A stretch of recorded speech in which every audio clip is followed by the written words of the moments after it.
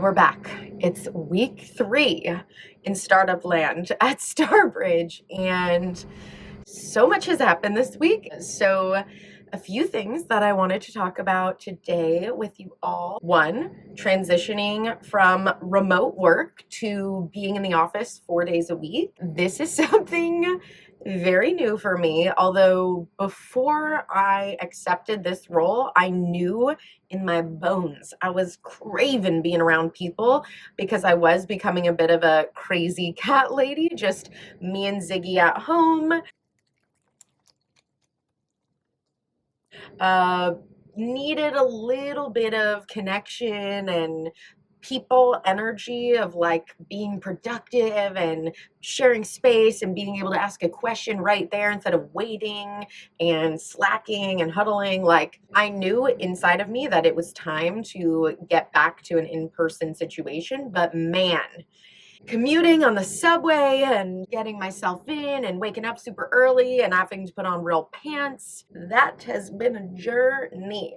So I would say pros, absolutely. I'm already noticing in week 3 how much more energy I have, even though it's very tiring to do a commute and things like that. Like, my spirit feels reawakened. And a really good example of like that kind of little boost that I get from being in person, I took a call out in the open in our shared space here instead of the phone booth like I'm in right now. I was doing my demo.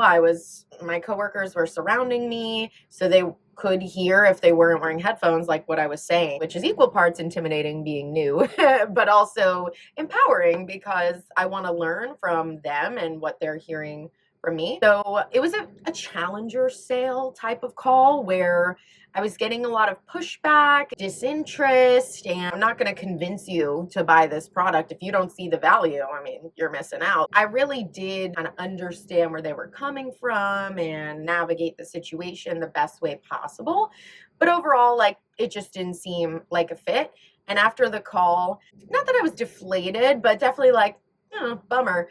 Sweyn, our chief product officer, he was sitting next to me. He looks at me, he gives me the sly little fist bump, and he was like, "You did really great on that call. I could tell it was challenging." And that just like totally turned my day around. I'm not even gonna lie. I was like, wow, it's the little things like a fist bump from your coworker that makes coming into the office the exact medicine that I needed after being remote for 6 years. I will say, on the flip side, something I've learned as like a challenge of this is figuring out my homeostasis. What is my new morning routine when I come home? What does that look like? Because it's so different from when I could just kind of get out of bed and have a slow morning and then ease into my calls. Now I have to run and catch the subway. I have to make sure I have breakfast, like all these things. So I actually talked about it with my team, how it is a little bit of a challenge for me. I don't know when I'm going to get my workout in or all those little grounding practices that I used to be able to do so easily being in my own space, and now having to manage my time a little differently. So it was nice to feel the support from them too, being able to check in, like, how is that going, Nicole? Like, were you able to go do Pilates at all this week? I think that's going to be super important that we can lean on each other. Another cool thing that happened this week was we released a product feature where I was literally giving a demo, and once again in real time it like pops up on my thing, and I get so excited. I think I screamed on the call. I was like, I didn't know that this was coming out right now. So you get the first look. The even more amazing part of it was that I, in my first week, built out a bridge in our platform. And with that bridge, a little vague if you don't know the product, and I'm trying to keep it high level so anybody can watch this video.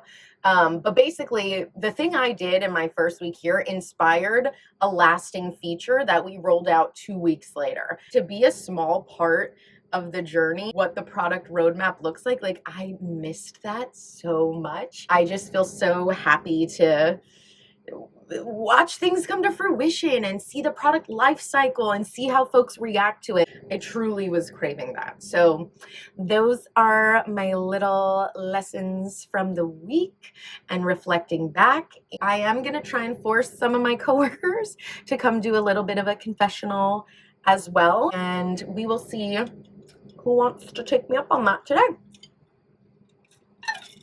Hey everyone, my name is Sweyn. I'm the Chief Product Officer here at Starbridge. I split time between San Francisco and New York and got to spend the week here with the team. And so Nicole locked me in this phone booth for you all. My cool insider learning of the week, I promise that Nicole is not paying me to say this, nor does she even know that I am, is really that like product ideas can come from everywhere. Folks always ask me like, oh, how do you build the roadmap and how do you really understand what users want? And sometimes you're actually like too close to the problem to find the best ideas. And so we launched an amazing feature this week that I'm super, super excited about. It allows our users to understand not just specific buying context of conversations that are taking place, but actually who specifically was involved in those conversations. They know who to go reach out to.